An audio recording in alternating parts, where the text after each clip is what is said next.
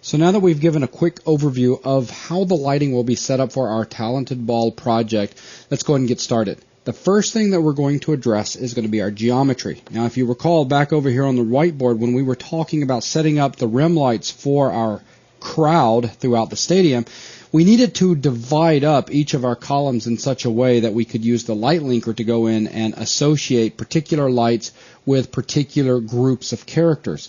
So how are we going to go about doing that? Well, it's simple. First of all, we're going to be caching out geometry or rendering geometry. And this might be a new concept to some of you guys. If it is, this is basically allowing us to take a network. So let's say we have, in fact, I'm going to bring up a new whiteboard for this. So let's say that you have this very impressive network. So you got all these different nodes in here, and they're putting in other stuff. And we can go in there and basically have all of this information get cooked out to a single file where we then can come back into, so this is inside a geometry container. I can put a file SOP in here, and with that file SOP, I can reference this over here. So now it's just a series of points and face information, normal information, etc. So now I have some geometry that's sitting in there in the scene, but as I move through my time slider, I don't have a network that requires recooking for every single frame. So that's why in the last video we said that there was going to be some performance gains that we're going to see out of this because of our play bar is going to react a lot faster, our time slider. And it's also going to give us exactly what we're looking for, and that is being able to divide our audience up in such a way that we can associate particular columns of audience members with particular lights. So Steve's going to go through all of the technical aspects of how we're going to do this, but let's talk for just a second about the different components of what we're looking at. First of all, we've got 1, 2, 3, 4, 5, something like this. We are going to take the stadium itself, and the stadium is going to end up being rendered out into its own file. So here we are, the stadium.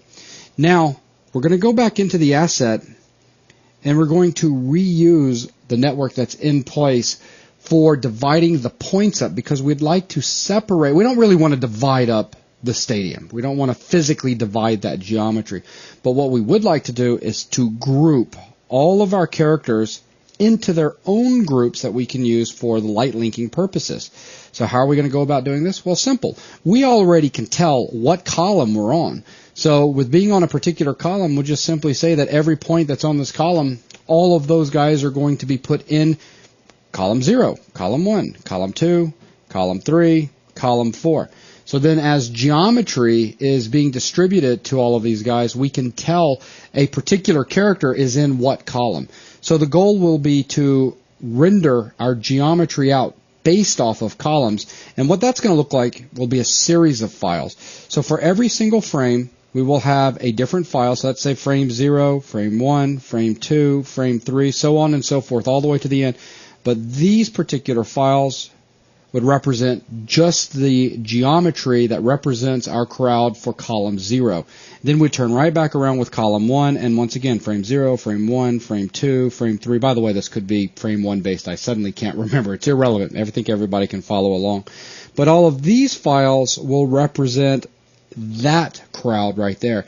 So that when we were to turn around and put this file SOP back into a geometry container, we could simply say, all right, reference a file name dot $f dot bgeo.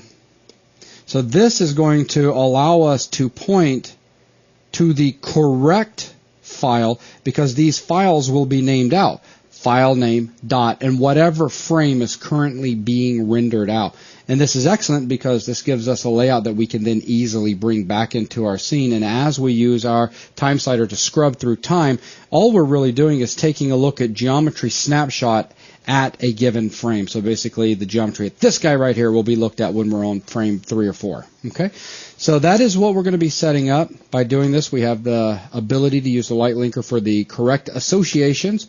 And with that, Steve, I'm going to go ahead and hand this over to you. And if we could, let's start out talking about, because we do have some interesting issues here. Yes. Right now, I just addressed this from using the asset itself, but we're not taking into account with the quick description that I gave of what we're going to do, these extra points that an artist could have fed into a network. Because right now, through the power of copying and stamping, we can tell each of our points what column they're on.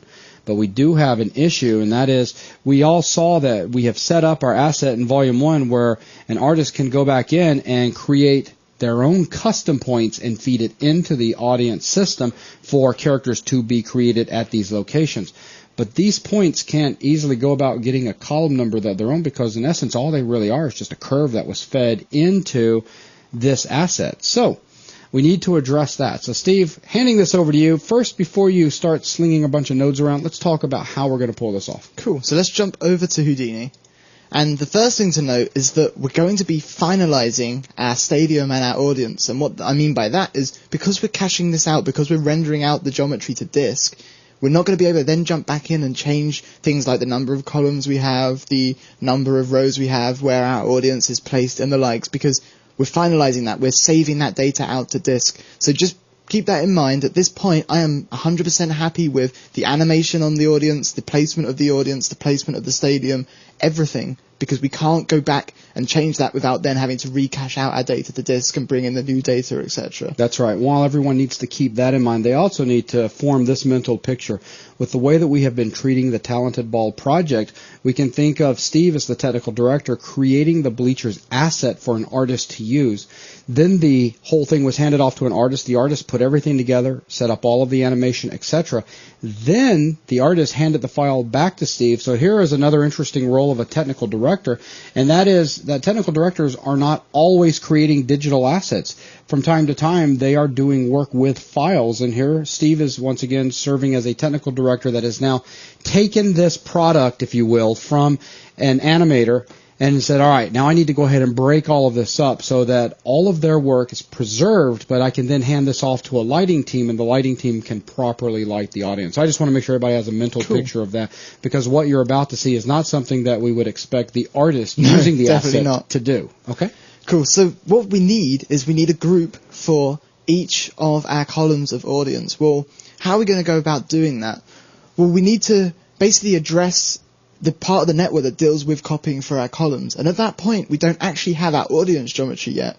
What we do have are the points that the audience geometry is being copied to. So what we're going to do is when we're creating the copy for each of our columns, and we've got the points that the audience is about to be copied to being copied at that point, we can create an attribute on those points that represents which column they exist in. If we jump back to the whiteboard, we'd have something like an attribute with a value of 0 on this column, 1 on this column, 2, 3. So basically what you're saying is every single point in here, so like this point right here, would have an attribute on it where you could see what... Yeah, it would have a value for that attribute of 2 if it's in column 2, or if it was in this first column, it would have a value of 0. So we would be able to identify every single point on which column they're in. Exactly. So that when we do come down to copy the audience geometry back to these points, we can reference that attribute in creating our groups. Now, as Jason mentioned, this is going to pose a problem with the points we've manually created and brought in, because they're not getting copied by that column copy system. They're being manually brought in, but it's easy to go ahead and create an attribute on just a few of those points and set which column they're in, rather than going in and creating them on all of the points manually. So we're going to use the automated system for the most part,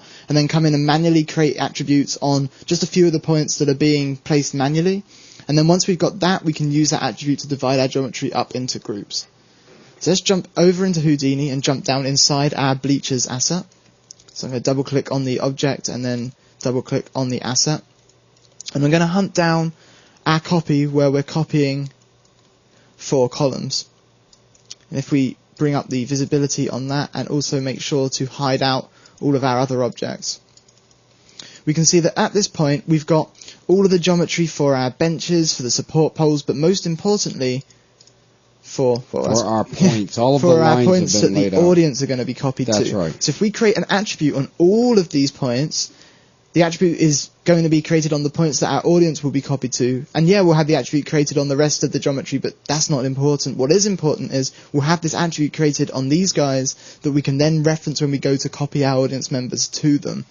To do that, I'm going to take advantage of the stamp parameter column num that we've already created on this copy. If we're to create an attribute just before we copy, and then reference this stamp parameter, we can get a different value for that attribute for each of the columns that we copy. So I'm going to right click on the input to our copy columns, and I'm going to create an attrib create SOP, enter to accept that, enter to place that into our network. And the attribute I'm going to create is going to be called column num attrib. And it's going to be a point attribute of type integer, since we're dealing with 0, 1, 2, we're dealing with column numbers. And the value is going to be that stamped parameter coming back from this copy. So if we're a point that's going to get copied to column 0, this value will be 0. If we're at any point that's getting copied into the first column 2 with a value of 1 for the column number, this guy will have a value of 1. So let's set this up. I'll bring this up in an expression editor with Alt-E. So that value is going to be the stamp expression referencing our copy columns, the column num parameter, and we'll default that out to 0. So if we accept that, and then bring our attention down to copy columns and right click on him and come up to the spreadsheet, we can check out the value for that parameter on all of our points and see we start off with a value of 0, then we switch to a value of 1 once we're into points that are in the first column, then to 2, 3, and 4. So we're getting a column number attribute on all of our points that represents which column those points are in. And that attribute is going to exist as the data flows through the network and we get to our isolate audience template. So we've now only got the audience points. If we bring up the spreadsheet on this node by right clicking and coming up to spreadsheet, we'll see that that attribute still exists. So we have the ability to now reference which column are these points in. The problem being, when we come down to our merge optional points, we've added some points in that don't have that attribute created. If we bring up the spreadsheet for merge optional points, we'll see that we start out with our points coming in from the isolate audience template with the 0, 1, 2, 3, and 4. When we get to our new points, they all just default to a value of 0 because we haven't set that parameter, but that attribute. But what we can do, we can come in and we can manually create that attribute for each of our columns for these points that are coming in from our optional input. And because we know that our geometry is locked at this point, because we know that the artist has gone in and said, I want audience members here, here, and here, it doesn't matter that it's not a procedural network anymore. It doesn't matter that we're using hard-coded values because we know that we're cashing out this exact particular setup. So what I'm going to do, I'm going to create an attribute create SOP. So let's create an attribute create SOP. I'm going to wire our optional input into him, then wire his output into our merge, come over to the merge, and remove the edit, which was the original input going in. And the reason I do this is because we can't actually right-click and create nodes on an input to a subnetwork. So we've got this attribute create SOP. Let's give ourselves some space to work with because we're going to need a few of these. And on this attribute create SOP, we can say, okay, the attribute we're creating is going to be called column num attrib, matching exactly the same attribute we created earlier. It's going to be a point, it's going to be an integer. Now we can specify values manually. We can type in 0, 1, 2, 3, and 4, and we can specify in our group, we can specify that we're dealing with points, and we can specify exact point ranges. Now 0 through 7 exist in column 0. Let's come and find our merge audience, and we can template in just so we can see the stadium as well, make things nice and clear. You can see that 0 through 7 exist on our first column. That's column 0, and we saw that our attribute was defaulting to 0 anyway, so let's not worry about creating it on these particular points because it's going to get a value of 0 anyway. So we can move on and see that points 8 through to 13 need to get a value of 1. So we can come over to this attribute create SOP and say, okay, let's group points 8 through 13. We are dealing with a group type of points, and give those a value of 1. So that means these points are now going to have a value of 1 for their column num attrib. We can repeat this process for the other columns, creating a value of 2 for these guys, 3 for these guys, and 4 for this column. To do that, I'm going to Control-C to copy our attribute create, Control-V to paste in a copy, and rewire the output of our new copy into our existing one. We've already got all of our group type, name, the type set up, so we can simply change the group and the value for our third column. So the group is going to be point 14 through to 25. So points 14 through to 25. And these need a value of 2 since they're in column number 2, 0, 1, 2.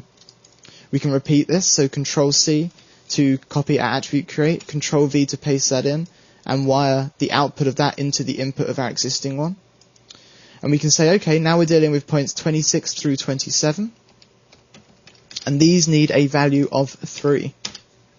Repeating this one last time for our fourth column, we can Control-C, Control-V, wire the output into the input of our existing, and we can say, okay, for point 28 through to 42, we need a value of 4. So now if we come down to our merge optional points, right click and bring up the spreadsheet, we can see, as before, 0, 1, 2, 3 and 4 for our points that were created by the network, and then 0, 1, 2, 3 and 4 now for our artist laid points. And now that we have that attribute set up correctly on all of our points, we can use that attribute when copying our audience geometry to those points. To do that, we can take advantage of the ability to create output groups on our copy where we're copying our audience. We can check this, and then we can use an expression in our copy groups parameter to basically create a different group for each of our columns. Now to do that, it's worth mentioning that using an attribute createSop, if we don't specify a local variable name, the local variable that will be created that contains reference to this attribute is the attribute name, all in capitals, with the dollar appended in front. So in this case, we can get access to the column number attribute by using $column num attrib, all in capitals. What this allows us to do is down here on our copy, we can use $column num attrib to basically grab whatever the attribute value is for the point we're copying to and use that to build up our group name. So we can say we want our group name to be column group underscore and then reference that $column num attrib. Notice that the color changes to indicate that this is a valid local variable. If we push enter to accept that and middle click on our copy audience, we'll see that we now have 5 groups.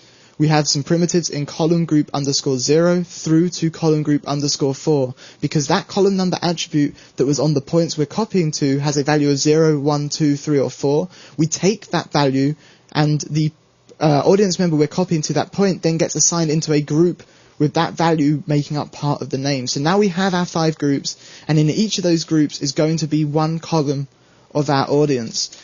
Now we also would be really useful to deal with our audience as a whole for breaking it apart from our stadium. To do that, I'm simply going to wire a group SOP after our copy audience and group all of our audience as a whole. So I'm going to right click on the output of copy audience and wire into a group SOP, enter to accept that, enter to drop that into our network. And let's rename this to group audience. I'm going to set the group name to be audience geo group, and I'm simply going to leave this set to group all of our primitives. So now we can wait until after we've merged our audience and now we've possibly moved for a floor object, and we can branch off and we can use delete SOPs to isolate our audience from our stadium and the stadium from the audience, and then we're going to use blast SOPs to isolate out each of our columns in turn. So let's right click on the output of the sit on floor object transform and wire into a delete SOP. And I'm going to rename this to isolate stadium. We can set our group to be our audience geo group, and we can say to delete selected, and let's template and untemplate, and we can see that now all we've got left here is our stadium. I'm going to branch off by middle clicking on the output of our sit on floor transform into another delete SOP, left click to select that, enter to drop that into our network, and I'm going to rename this to isolate audience. And we can set this to reference our audience geo group, but in this case we're going to delete non-selected, so that's going to isolate our audience. And now we can use our groups that we created for each column to further split this down into each of the columns. So I'm going to right click on the output of the isolate audience delete and wire into a blast SOP. And the blast SOP provides a very nice way of deleting out geometry. It works very similarly to the delete SOP, but I just figured we'd throw in an extra note just so you guys have seen 2 different ways of approaching the same topic really. So let's bring our visibility down to the blast SOP, and we can specify what we want to basically delete. Well, let's say we wanted to delete column group 0. That's going to delete out just our first column, but we can come here and we can check delete non-selected, and that will delete everything but column group 0. If we were to change that group, we can see we have column group 1, 2, 3, and 4 for each of our columns. So let's leave that set to 0 and rename this to something like isolate column 0. I'm then going to Control C to copy this node, Control V to paste for 1, 2, 3, and 4, and simply go in and change the group that we're referencing. So column 1, column group 2, on isolate column 3 we're going to be column group 3, and on isolate column 4 we're going to be column group 4. So if we were to switch between these in terms of visibility, we're going to have our first column, the next column along, column 2, column 3, and finally column 4, all isolated from each other. Now, to make things easier when we come to actually render this out to disk, since we're going to be rendering out from the output context as opposed to from within SOP level, I'm going to create nulls on the end of these that are named very clearly that that's where we want to be rendering our geometry from. So I'm going to right click on the output of isolate stadium, I'm going to create a new null, and I'm going to rename this to out_stadium. And then I'm going to right click on the output of isolate column 0 into a new null and rename this to out_column 0. I'm going to Control C to copy that, Control V to paste, and rewire column 1 into our out column 1. Control V to paste, rewire column 2 into out column 2, Control V to paste, take the output of isolate column 3 into out column 3, and finally out column 4. So now we've got 5 nodes that are very clearly named in capitals that these are where we want to be caching our geometry out from. So with that in place, we can now jump up 6 nodes. Is it 6 nodes? Yeah, 5 columns and then the out and the stadium. Thank you. Mm-hmm. So I'm going to jump up to object level by clicking on OBJ. I'm going to switch over by clicking on our path gadget to the render outputs context. And from within here, we can create a geometry ROP, which is going to allow us to render out geometry to disk. So I'm going to push tab to create a geometry ROP and enter to place that in. And let's call this something like stadium out. And with the geometry ROP, we have the ability to specify which SOP we want to render out and the file that we want to render out to, including if we wish to render multiple frames. Now with a stadium, we don't need to render multiple frames because it's static geometry. So our SOP path, let's bring this up, it's going to be inside OBJ, it's going to be inside our bleachers asset. Inside the bleachers asset, we can see all of our nulls at the top there, making things nice and clear. Let's grab our out stadium null and accept. So this is going to be the SOP path we're rendering out. The output file, let's bring up our browser. I've created a geocache folder within our project, and inside this geocache folder I'm going to simply create a stadium.bgo file. So if we accept, now this isn't going to create that BGO file yet, we do need to click on render to actually create that file, but I'm going to go ahead and create our other output nodes before doing that so that we can render them all at once, because that rendering process is going to take a few minutes because the audience geometry has to be both cooked and then saved out to disk for every frame. So I'm going to create another geometry out, and let's rename this to something like column 0 out. And in this case, we want to render the frame range of frames 1 through 650, our entire animation range, recalling that our character hits the pool at around 600, 610, but it'd be nice to have some frames after that point in case we want to leave the camera looking at the pool just for a few frames. So to save cutting off too early and having to go back and cache out, I'm going to give us our full 1 through 650 on the frame range. The SOP path is going to be our out column 0. And the output file, in this case, let's bring up our folder, find our geocache. Inside the geocache, I'm going to create a new folder for specifically, because we're going to have 650 files, I'm going to put all those files in one folder for our column 0. So let's create a new folder, and I'll name this to column 0. Jump inside column 0, and we're going to create audience column 0 dot $f.bgeo, and what that's going to do is, as we render each of these frames, $f will get replaced with the frame number. I do want to make that a $f3 so we get frame padding. So for frame 1, we're going to cook our network for the first frame. Whatever that geometry data ends up being, we're going to save our audience column 0.001.bgeo. Then for the next frame it would be .002 and so on. So now we have an easy way of referencing a file based on our frame number, so when we bring these back in we can reference the correct file for the correct frame. So I'm going to accept that, and I'm going to simply Control-C to copy and Control-V to paste. So this will be our column 1 out, and we're going to set the SOP path to be our out for column 1, and we're going to set our output file to be, let's create a column 1 with the mouse over the pop-up, column 1 directory, and inside column 1 I'm going to create audience column 1.$f3.bgeo, Control-C and Control-V to duplicate that, set that to 2. On this guy we're going to specify our out column 2 null down in SOP level, and the output file, let's jump up, create a new folder, column 2, jump inside, and we're going to output audience column 2.$f3.bgeo. I'm going to Control-C, Control-V to copy this again for column 3. Let's delete that underscore. We're going to set our SOP path to be out underscore column 3. Our output file, let's jump up a level, create a column 3 folder. And inside column 3 we'll create audience column 3.$f3.bgeo. And one final time for column 4, so let's create column 4 out, where our SOP path is going to be out underscore column 4, and our output file is going to be in a new folder we'll name column 4. Let's rearrange those back into the right order, and inside column 4 we'll create audience column 4.$f3.bgeo.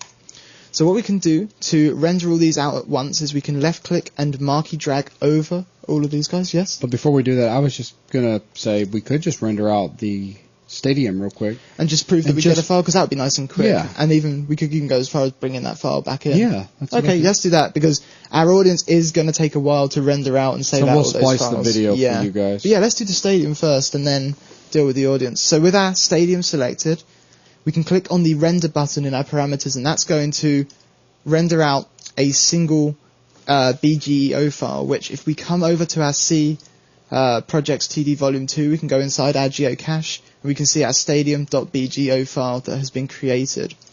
So now we can go over to the object context and we can come over, and first things first, I want to hide out our bleachers because we no longer want to have our bleachers visible in the view.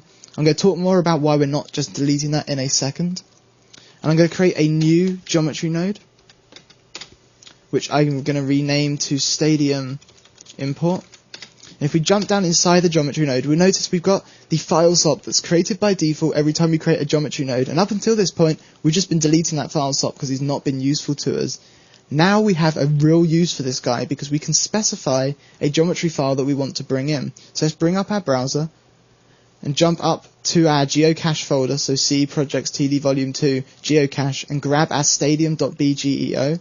If we accept that, our stadium now comes in, and we don't have a whole network creating this guy, we have one file SOP bringing in that geometry file. Now what's interesting is that we have our shaders still applied to this guy. And why is that interesting? Well, it's because that file that we cached out, and also our translation at object level isn't applied currently, but that file that we cached out is referencing the shaders that still exist inside our bleachers asset, inside the bleachers shop network that we created. So these shaders are still being used and they're still being referenced. To prove that, let's come over to show all objects and let's take our bleachers shop network, and temporarily I'm going to Control X to remove it. Notice how that affects our stadium. If I Control V to put that back, and then you just need to cook. Yeah, cause this guy to cook. Our shaders are now back on the stadium, so he is referencing with absolute paths into our bleachers, into the bleachers asset, into the bleachers shop network, the shaders that were being used when he was cooked out. So we need to keep these shaders in here. It's also useful to keep the entire bleachers asset and just have it hidden out, because we may at some point suddenly realize that we want to change a parameter setting.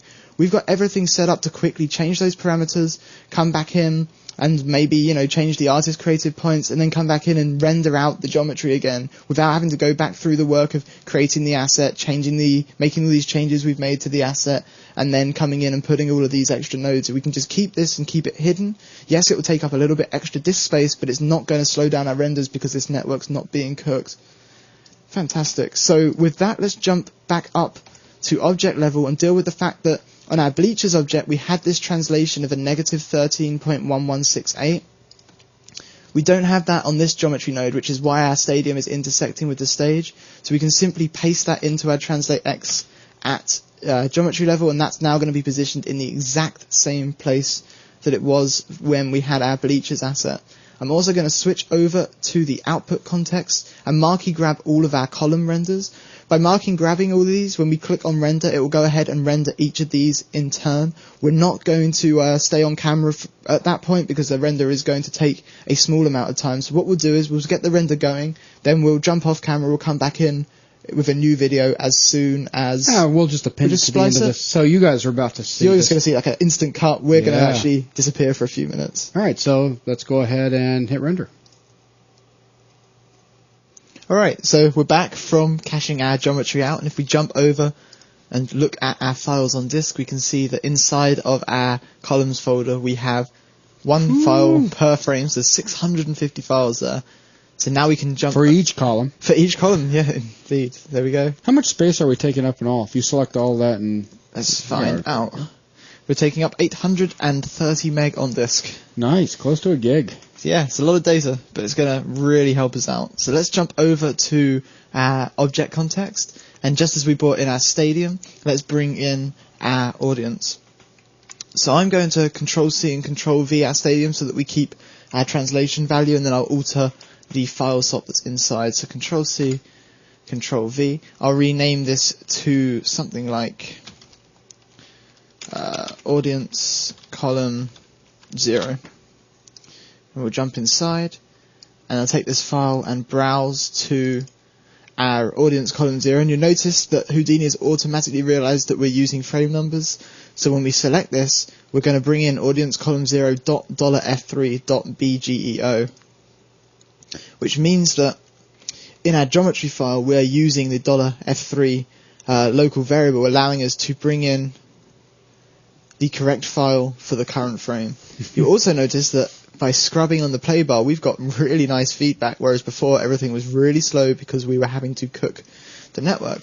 So I'm going to jump up and Control-C to copy audience column 0, Control-V for audience column 1, jump down inside and grab on our file swap inside audience column 1 and accept. There's column 1 in there. Jump back up, Control-C, Control-V, jump back down inside, grab column 2. Accept. Let's jump up. I'm going to grab these and move them off to the side. Control-C, Control-V, jump down inside, grab column 3.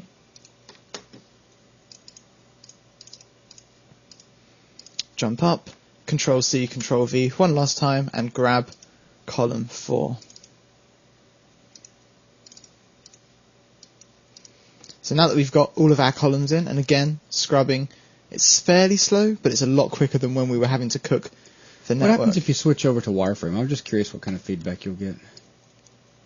Oh yeah, that's pretty nice. Actually not bad. Now if we were to look through our first shot camera. And playback? Yeah. Yeah, we're actually not getting too bad feedback. No, it's not that bad at all. Great. So Okay. yeah, so with that we've finished caching out all of our geometry, and we've brought that geometry back in from disk using geometry nodes and file swaps inside those geometry nodes. So now that we have broken up our stadium or our audience into different groups based off the column they're in, now it'll be very easy for us to put in our rim lights and have those rim lights linked up with the appropriate group for the audience breakup. That way that those lights will be illuminating the right characters, and that's what we're looking for here. So is that pretty much everything that you wanted to cover in this video? Excellent. Thank you. Okay, well with that will wrap up this video. Thanks a lot.